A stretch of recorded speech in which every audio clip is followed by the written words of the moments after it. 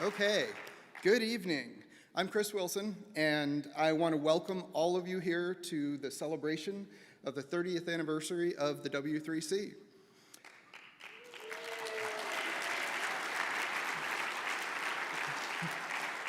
So I want to be clear, that's all of us here in the room, but also all of those of you joining us remotely on the web as well.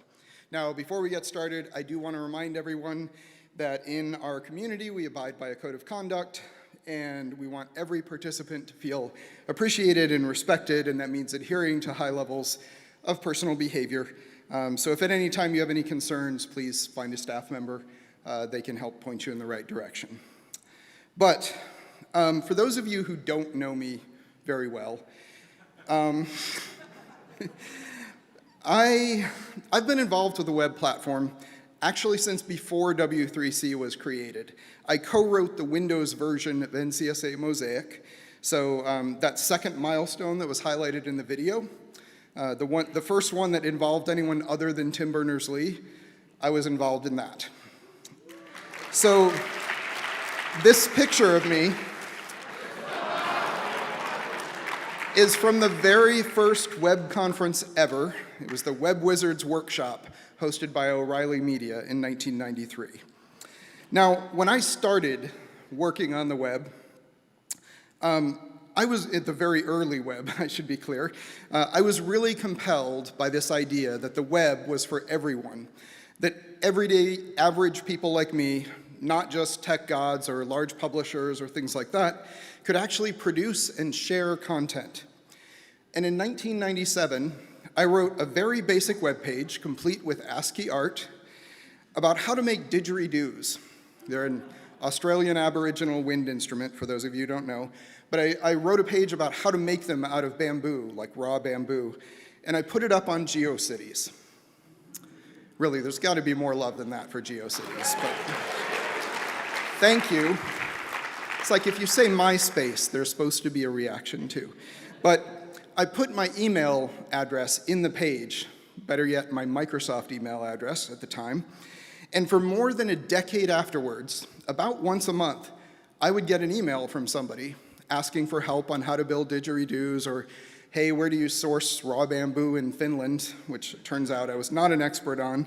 But the idea that average people like me could add to the human knowledge base, could contribute to the collective soul, was super compelling to me then, and it's why I am still compelled to work on this today.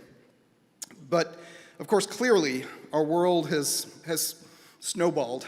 It's radically grown from there, both in power and in problems.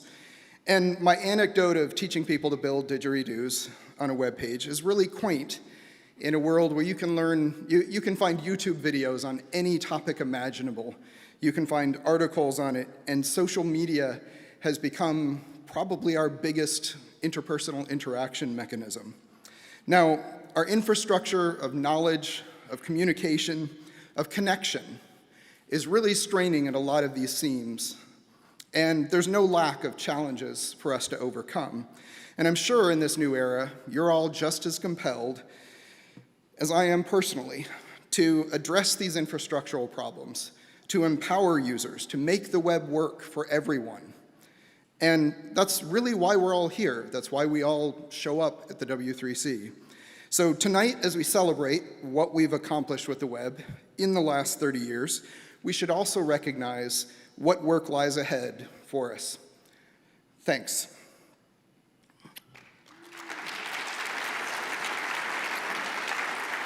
And with that, I'd like to welcome back on stage the W3C's Chief Executive Officer, Seth Dobbs, to make some introductory remarks and kick off a great set of talks. Thank you.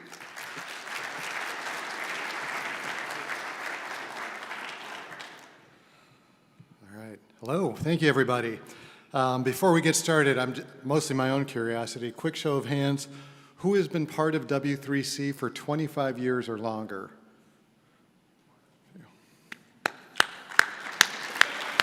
Big thank you. All right, who's been part of W3C for a year or less? All right, I'm not alone. Thank you. Thank you. It's great to see, right? Just the continue just evolution of this organization. So thank you, all of you, whether you've been here for weeks, months, years, decades, from the very beginning. Just appreciate all of you being a part of this amazing project we call the Web. So here we are now at 30 years. We've come really far, as Chris mentioned, in that time, and as we saw in the video. We've evolved as a consortium, as an industry, and as a society. And that video really reminds me of how quickly we can take change for granted, right? New innovations, even the most impactful changes, rapidly become expected part of our lives, and we get mad when we're not there, when they're not there. And because of that, I think it's great to take a moment like this to take a step back and really just think about what we've accomplished in the past and what's in front of us still, and maintain that perspective. And that's why we have the theme of, yes, today is better than yesterday, and tomorrow is better than today. So thinking about today being better than yesterday, it's been a long time since I used a dial-up modem, but thanks to that video and whoever put that together for reminding us of the joy of that. I actually got my first dial-up experience working through college on a 1200 baud modem.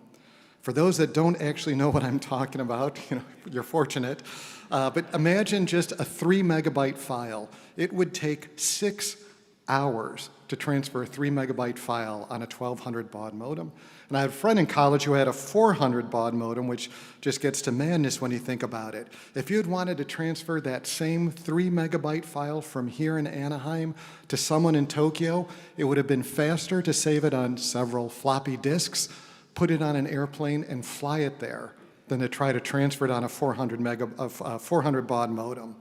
And of course, that file itself would have been 190 times larger than the extended memory I had on my first Sinclair computer. So things have really changed, and all of that is easily, and for the most part, I think rightfully, forgotten today. Because now look at what we can do. We can exchange information, images and movies, thoughts and ideas, money and services. We can interact with our government, we can interact with our friends, we can make new friends, all in the blink of an eye, and thanks in such large part to the work done through this consortium and all of you, its members and member organizations. But getting here, as Chris mentioned, wasn't easy.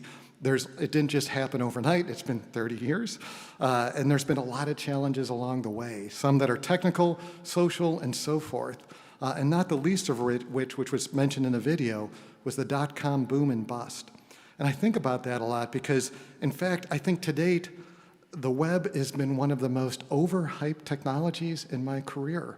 Because if you look at the impact, certainly financially hyped, if you look at the impact of the chart that I have up there, the US markets hit an incredible peak at 2000 and crashed, and it took more than 10 years for it to recover. So that was sort of the dot-com boom and bust, and yet here we are today, right? We've changed the world, and we continue to. And that's why I believe that tomorrow really can continue to be better than today, in spite of any challenges in front of it, but it's not just a given. And there's some out there, critics and observing, that the web is becoming a vehicle more for interconnecting machines than humans, with bots creating content for other bots to scan and analyze to generate more content for more bots. But we know this isn't the end point. It's not the goal of what we're trying to achieve in this consortium with the web. We know there's more work to do to continue to further our mission to interconnect humanity. So as we look to making tomorrow better than today, I think a lot about our principle of a web for all. And to me, I believe that the power of this principle comes down in large part to what we're capable of wanting, what we as citizens of the world, we as a consortium, we here have helped build a world of connections, of knowledge, of generative capabilities. But as I think about the context of web for all, what does the web itself mean in the future? I shared those thoughts about the dot-com bubble in part to remind us all that excessive hype about an idea doesn't mean that the idea itself is bad. It just means there's sort of the wrong focus, the wrong sort of constructs. We don't have the right things in place yet. And I think we have a responsibility to think about that, to think and rethink of what the web is, and most importantly, what does humanity need it to be? And also, I think about the all part of the web for all, because we are leaving people behind right now, not by intent, but there are parts of the world that don't have access to the web. There are parts of the world where there is access to the web, but some members of society are unable to for any number of reasons. So I ask you all, what more are we capable of wanting? What of enablement and empowerment through the web, of bringing humanity closer together, of analyzing who's being left behind with this progress that we've made, and how can we change that? I believe our brightest days are still yet ahead of us, and that the great public good of this project is still in full force. We're shifting gears into a new phase to become even more impactful. And I believe the world needs us to do this. We need it from all of us, from all of you. It's a privilege to be amongst so many that have created an incredible history, and I'm glad to have the chance to honor our community tonight for all that you've done. But I think it's perhaps an even greater privilege to now be amongst so many that will be part of writing the future history of the web and technology that is yet to be written, and that is with all of you. So without further ado, I'm going to turn it over to others to help celebrate all that we've done, but thank you for everything.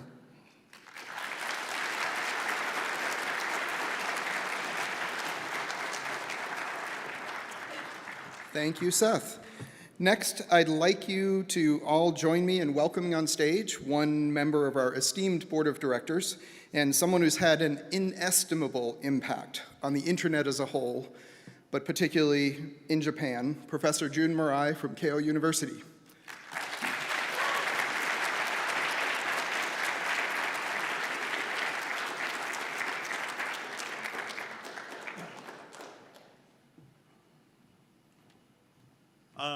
Thank you, Chris. And now I'm being one of the first presenter. I now understand the reason why they picked me as the first speaker, because I'm the oldest person in this room, right? Okay. So 30th anniversary of W3C. So congratulations. Congratulations to all of us and W3C as well. But W3C, only 30 years. It's a young person comparing with it. The 50 years ago, my career started as a computer scientist, backgrounding from a Unix operating system, and then I tried to connect the Unix, and then working on the protocols. And ITF and the other thing. But I was given, when I was 19 years old, this book from somebody. Do you notice this book? Okay. All right, Ted Nelson. This is a 74 book, and I received exactly 74. So Ted, even before, 10 years before this one, which is 60 years ago, right?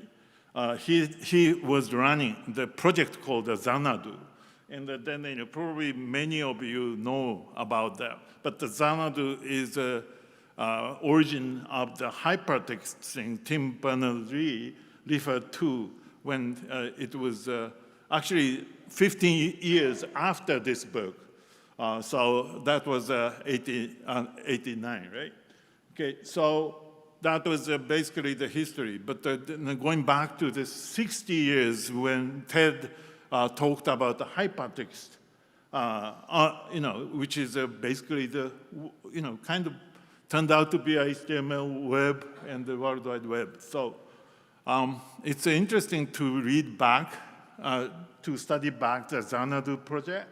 And also reading this book, because this is called Computer Live. And did you know that this is another phase on the other side? It's called the Dream Machines. So the Xanadu was talking about all the information on the global space, and then a link, bi-directional link, and then the origin and the author of the contents need to be respected, and then all the storage need to be everywhere type of a concept already. Ted mentioned on another project 60 years ago. And then this book is why Dream Machines means a PC and the personal computer. So after 10 years, and then the computer turned out to be a personal one. So you have all the computers in a kind of smartphone in your pocket right now.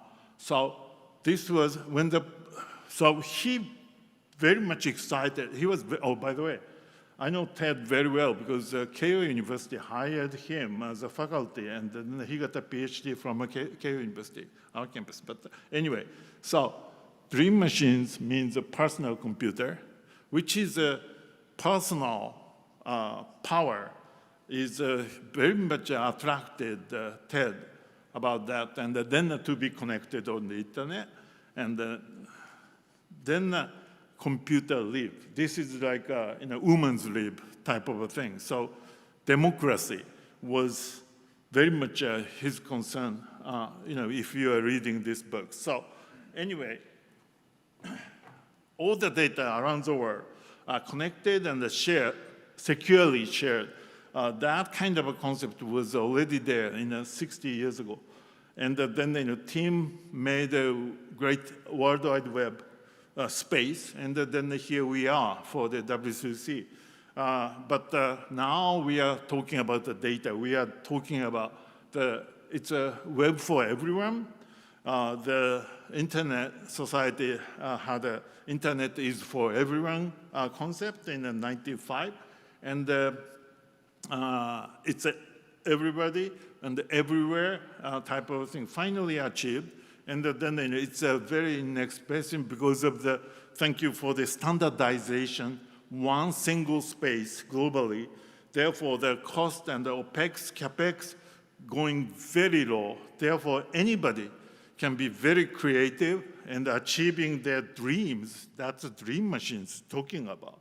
And that is what has been achieved in this past 30 years with the W3C. So what started from the original idea, like a dream, 60 years ago, now turned out to be a reality.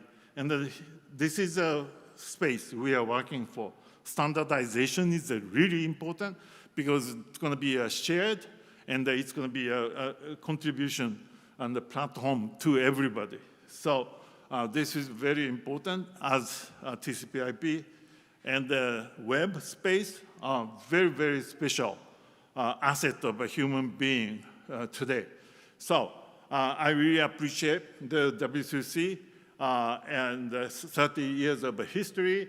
It's a very fun working with you because Keio University was 2 years later than Keio University was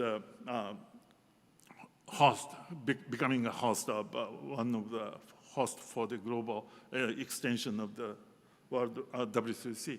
So finally, let me show you one thing.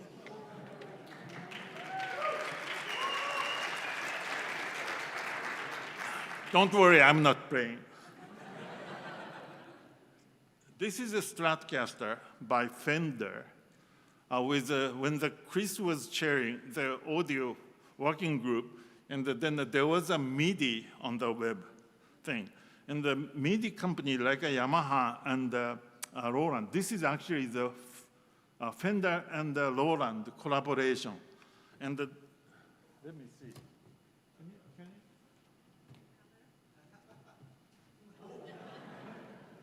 All right. So, yeah. Can you see this part? Okay. This is a Fender powered by, oh, I'm sorry.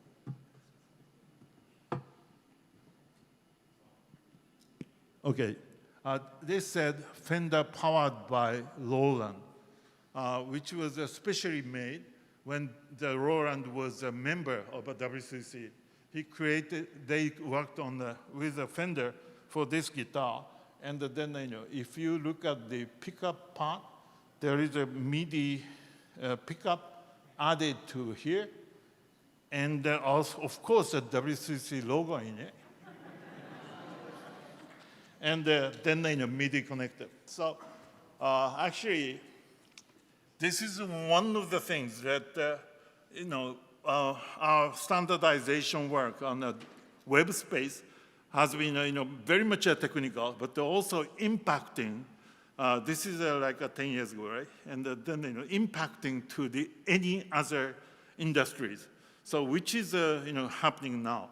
So when we think about any kind of industry after the DX, and then they are getting a benefit of all the internet and the web to their new industry. This is one of the examples. So I'm very happy to working with you for the past 30 years, and also looking forward to work with you for the future. Thank you very much.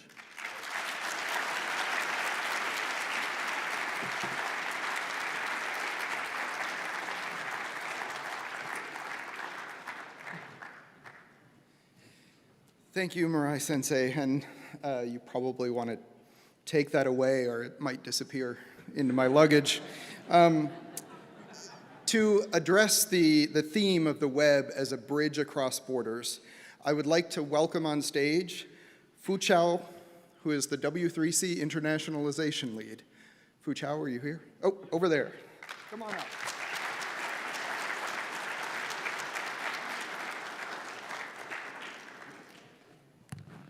Thank you, Chris. So as we gather here to celebrate the 30th anniversary of the World Wide Web Consortium, I'm filled with a profound sense of gratitude and excitement. We celebrate not just the achievements of the web, but also the potential it offers to transcend geographical boundaries and bridge cultural divides. The web is a platform where ideas flow freely, unencumbered by the constraints of distance.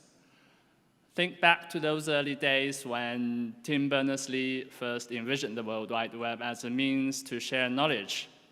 Little did he know that this nascent technology would evolve into a global phenomenon, connecting billions of people across continents. Consider how the web has transformed education. Students in remote regions can access world-class resources and engage in virtual classrooms alongside peers from different continents. This democratization of knowledge has empowered individuals who historically would have been left behind. Imagine a young girl in a rural community learning coding skills from an online platform, connecting with mentors and peers thousands of miles away. The web has made that possible. Now, let's consider the implications of this connectivity. The web empowers individuals from every corner of the globe to share their stories, traditions, and innovations. An artist in a small village in Africa can showcase their work to an audience in North America, and a scientist in South America can collaborate with peers in East Asia in real time. These interactions foster understanding and a shared human experience that transcends the limitations of geography. As machine translation and localization technologies mature, the web offers tools that bridge the language gap. This allows users to connect with others regardless of their native tongue, fostering a more inclusive online environment. However, while the web has the power to connect, we must also acknowledge the challenges we face. Digital divides still exist. We should ensure that every voice in the world has the opportunity to be heard.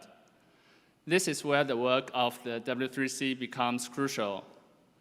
Through our standards, we can create an equitable digital landscape one that prioritizes accessibility, internationalization, privacy, and security. As we look to the future, we must strive to make the web even more inclusive, ensuring that it serves as a platform for all, as Seth said, to make sure it serves the platform, serves all the people, regardless of their language, culture, or ability. So let's work towards a future where the web continues to break down barriers and build bridges that span cultures, continents, and planets. Thank you.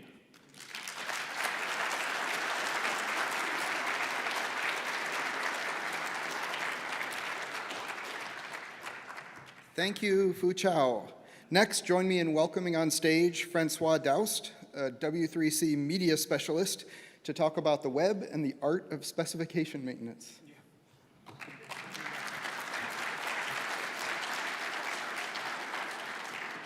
Yeah, I'm the one with the exciting topic. So, where is it? Well, there. Okay, by now it should be clear to everyone that the web is a core part of the information infrastructure, right? In layman's terms, it means that everyone uses the web, everyone depends on it, and as long as it works, hardly anyone cares about how it works and how it's made, except us, but we're a small group. So exactly just like, electricity, water, or transport. For infrastructures to last, how do I switch? I can't switch slide. I can. For infrastructures to last, they need to be resilient, where resilience means the ability, the positive ability of a system to adapt itself to the consequence of unexpected events, such as a blackout. We need the web to be resilient to celebrate W3C's 60th birthday. I strongly encourage everyone to read about infrastructure. I recommend How Infrastructure Works by Deb Chakra, but I know some people in the room might prefer reports that are full of legalese. So if you are that type of person, you may enjoy the Building Resilience report from the OECD. In any case, both agree on the same thing. Infrastructure cannot be resilient if it is poorly maintained. So there's no way to avoid it. We need to continue looking into the maintenance of the web over and over again. The web is simple, very simple. It's a bunch of apps running in browsers. The browsers implement specs, and the specs are the thing we develop, we produce here, and that's precisely where we can focus our maintenance efforts. A number of processes and a set of guidelines help produce good quality specs. Documentation makes sure that the specs are meaningful for developers and sometimes meaningful at all. Tests and associated efforts completed with the research help align specs with implementations and developers at large. This all works somewhat nicely because we have tools in place, starting with authoring tools, which handle all the heavy work to create good and consistent specs. Over the years, various supporting tools have been developed to track specs, validate and publish them, extract and annotate data from them, and overall make our specs, more machine-readable. And to analyze things on a more or less automated basis. Now, the reason why I'm bothering you with such a crowded diagram, which on top of being crowded is actually fairly incomplete, is first because I think you deserve such a crowded diagram. And second, because I thought it would be useful to show how maintenance done at the macro level helps build a consistent system at the macro level. In practice, all of these boxes are interconnected. I started to draw some links, and who would have thought the crowded diagram turned into an unreadable mess. So I stopped here, and the remaining links are left as an exercise to the audience. You have 2 minutes. These links do matter.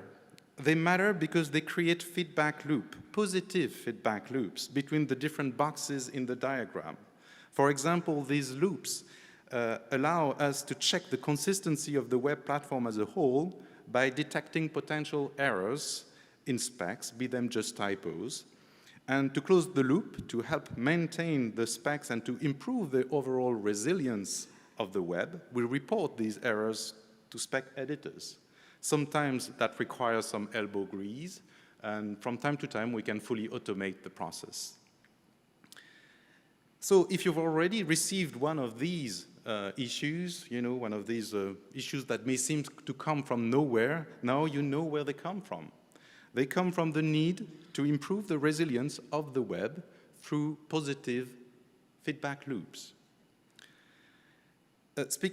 Speaking of resilience, it's interesting to note that different bits are done by different people, different groups, and different organizations, usually in the open. As long as loose coordination takes place between these people, I don't know that we need to formalize things further. But it illustrates a key role of W3C. That loose coordination is possible today because W3C has managed to remain a centripetal force for the web community at large over the years. As a matter of fact, basically all the projects, tools, groups I mentioned, and those I'm sorry I forgot to mention and include in my diagram, are represented here today at TPAC. That W3C is able to play that role is a fantastic thing. I also believe that it is core to its mission. Hopefully that will continue to be the case in 30 years from now.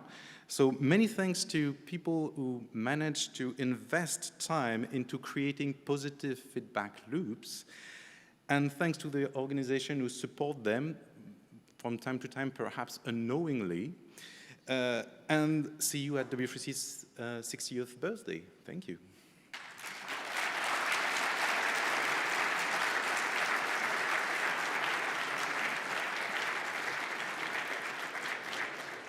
Thank you, Francois. Now, to begin wrapping up our agenda, I'd like you all to welcome Nick Doty, Senior Technologist at the Center for Democracy and Technology, to address a subject near and dear to my heart, human rights and the impact on the web.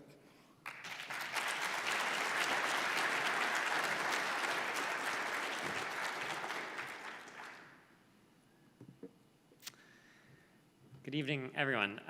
I'm Nick Doty, Senior Technologist at the Center for Democracy and Technology, and it's genuinely such a pleasure to be here to celebrate the 30th anniversary of W3C with you all. For those who aren't familiar already, the Center for Democracy and Technology is a nonpartisan, nonprofit organization fighting to advance civil rights and civil liberties online. We shape technology policy, governance, and design with a focus on equity and democratic values. Now, CDT was an early organizational member of the World Wide Web Consortium in the 1990s, and my predecessors at CDT have been participating in W3C standardization since at least 1995. And I'm honored to be able to continue that long-time tradition of civil society participation and to be here to speak about the work that we are all engaged in to support human rights and web standards. Over those past 30 years, the web has been, I think, an incredible boon for humanity and for human rights. You've heard some of those examples already. There may not be a singular source of human rights, but the Universal Declaration of Human Rights, adopted in 1948, should be especially meaningful to this community because of its consensus development by countries from around the world. If you look through that important text, I see the impact of the web in supporting a number of freedoms and rights.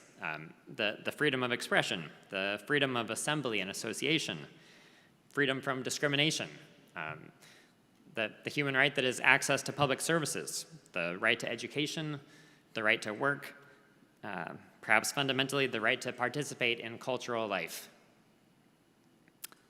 In other words, we use the web now for political organizing, for news reporting, for social connections, for healthcare, for interacting with our governments, our employers, our schools, our friends and family. It's where we work and learn, it's where we speak up and where we listen. And W3C has played an important role in making those rights and freedoms a reality through the collaboration that we do on standards and interoperability, so that you can access all those websites with all those different types of devices and software. That recognition has been seen at the international level too. The United Nations Office of the High Commissioner for Human Rights recognized that importance and the role of technical standards in particular in a recent report to the Human Rights Council. That report cites heavily the work of W3C as an example of considering human rights impacts in technical standard setting. And anniversaries like this are a fine time to reflect on those achievements and their importance to a growing number of people around the world. But as the web has become an essential part of public and community life, we must also realize the very significant threats to human rights online. This is not an exhaustive list, but certainly those threats include surveillance and threats to privacy. That's where I have spent much of my career, where many of you have seen me discussing issues in your working groups. It's also threats like discrimination, harassment, and abuse. There are threats like censorship, threats to freedom of expression and association, and more fundamentally, threats to security, safety, dignity, or our ongoing sustainability. In recognizing those threats, we acknowledge, I think, a weighty and urgent responsibility to protect users and to protect society in our standards work. 30 years ago, it was possible to log off and leave the web behind for a time. Now, for people in many places around the world, including people living under dangerous and oppressive regimes, that's simply not an option. We need to think about standards as if lives depend on them, because in fact they do. Now, all those threats recognized, I remain an optimist about the potential for technology, especially the web, to strengthen human rights, that tomorrow can be better than today. And to live up to that promise, our community will need to recommit itself to the essential work of supporting human rights in the design of web technology. So human rights must not be an afterthought to the work that we're doing. In today's world, there cannot be human rights offline if they aren't protected online. And they can't be protected online without the careful work of the people here today, the people online, among many others. I'm so proud of the work that's already ongoing, including the ethical web principles from W3C TAG, the privacy principles, which I hope will be among our first statements published from the W3C, the web content accessibility guidelines and other work to make websites accessible to all. Internationalization you heard about as an important role for crossing borders and languages. From our colleagues at IETF, there's a recently published set of guidelines for human rights protocol and architecture considerations. And I'm most especially proud of W3C's horizontal review process, that we consider these cross-cutting concerns across all of the web standards work that we do. Still, there's more to be done. As an open, multi-stakeholder standard-setting body, W3C has this precious opportunity to include, to collaborate on, to address, and proactively support human rights in web standards and web technology. This is not a matter for some other group to fix, but for us as a technical and as a human community. We need to consider human rights in all the work that we do in the W3C at the next 30 years. That includes reviews, to be sure, but it also includes the development of new standards and technology and revisiting existing tech. And to be successful, we must be more broadly inclusive of participation from around the world. To return to the text of that historical document that I encourage you all to read, the Universal Declaration of Human Rights, one article really stands out at the end of that document that, quote, "Everyone has duties to the community," Article 29. "We are here to celebrate the achievements of the standards-based web, but also to recognize our duties to the community in supporting human rights in web technology." I most sincerely look forward to continuing that important work with you all. Thank you.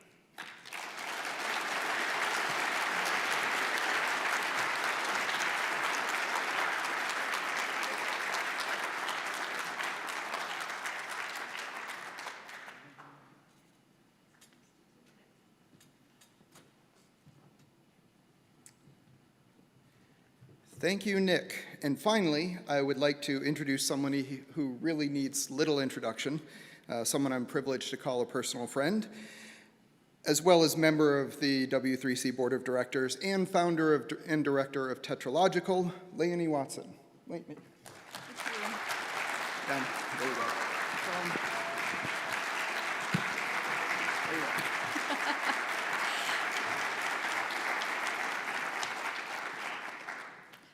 So I've been rummaging around on the web since I was an awful lot younger, and it was practically new. I turned it into a career in the mid-1990s, and I've been enjoying myself thoroughly ever since.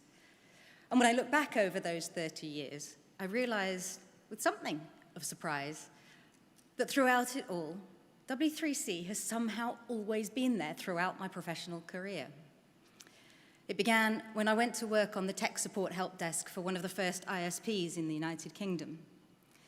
This was a time when most people were using Windows 3.1 or NT4, when connecting to the internet was those lovely screechy modem sounds we heard in the video, of COM port problems and IRQ conflicts, when most people had 28.8 BPS modems, but everybody aspired to having a 56K modem. Now, for some reason best known to itself, the ISP decided at this time to open the tech support desk 24 hours a day. An awful lot of the people who were using the web back then were probably doing it at 3 o'clock in the morning.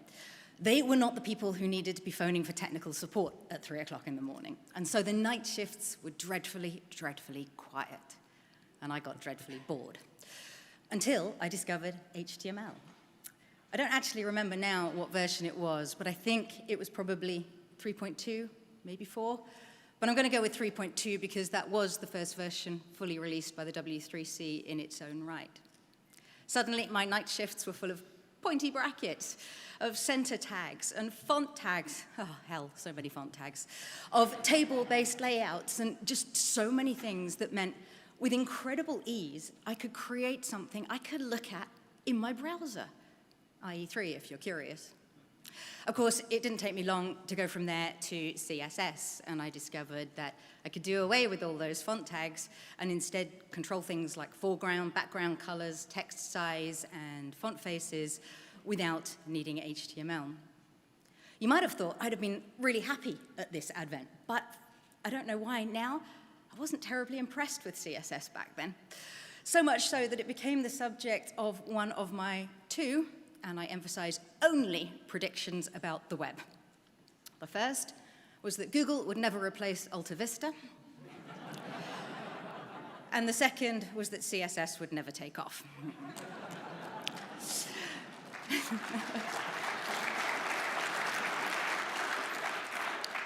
Nevertheless, undaunted, armed with one HTML for Dummies book, not a GeoCity website in sight, sorry, Chris, I published my first website on the World Wide Web.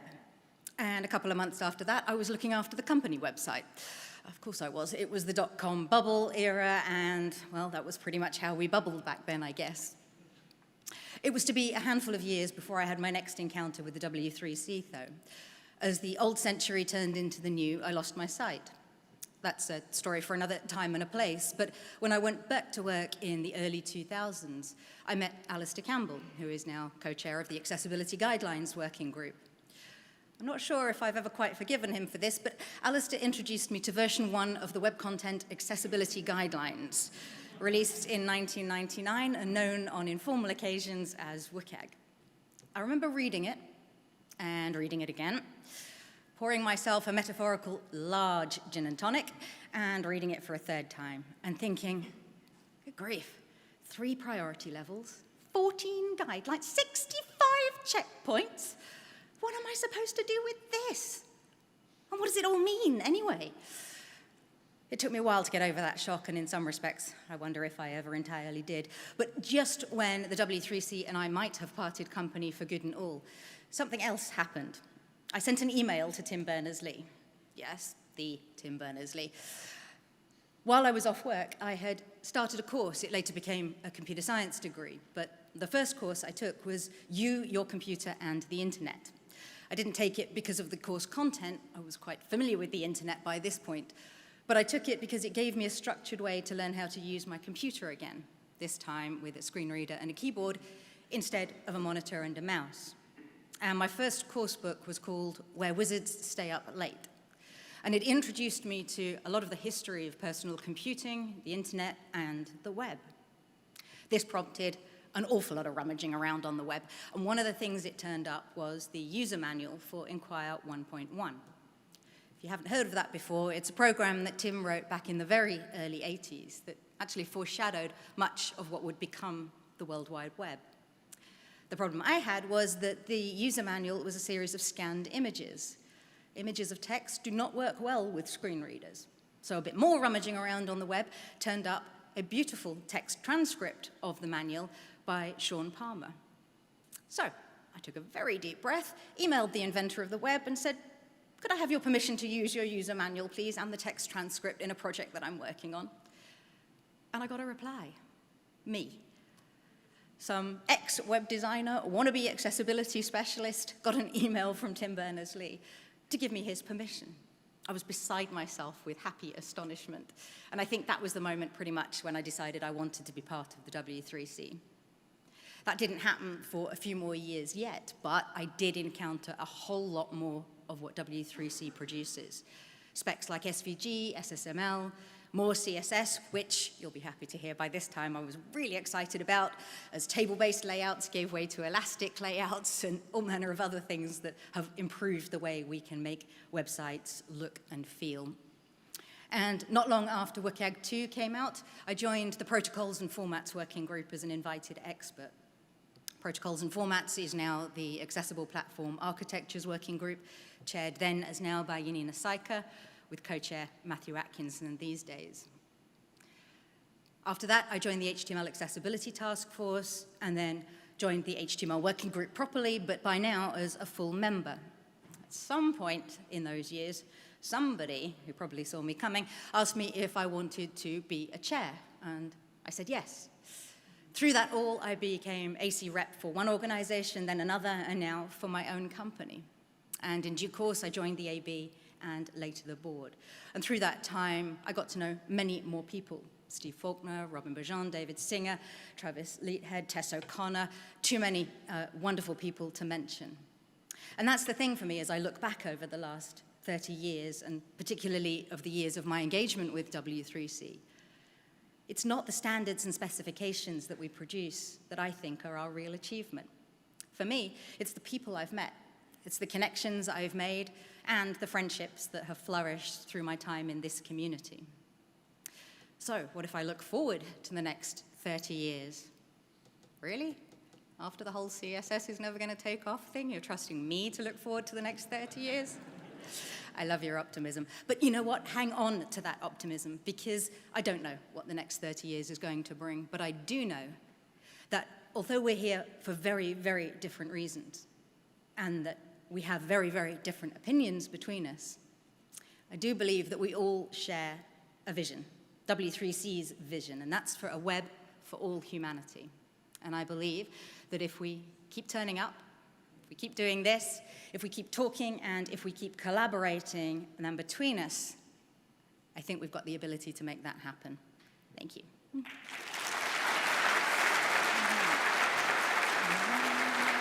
you so much. Okay. Thank you, Leonie. Now, we are going to move the party upstairs and outside to the terrace now. And there, I'd like to invite you to personally share all of your own thoughts, memories, connections with the web, the W3C, our community. Come find me, come find one of the team members who has a microphone, and we will encourage each of you to give toasts to the W3C in our community, though I will ask that you each respect maybe a couple-minute time limit at most. We will continue until we run out of things to say, which, knowing this community, having been part of it for a long time, will never happen, or until they kick us out, which will probably come first. But as earlier, of course, I do ask that you respect the code of conduct and be welcoming, respectful to, and inclusive of all. But I will see you upstairs and outside. Thank you all.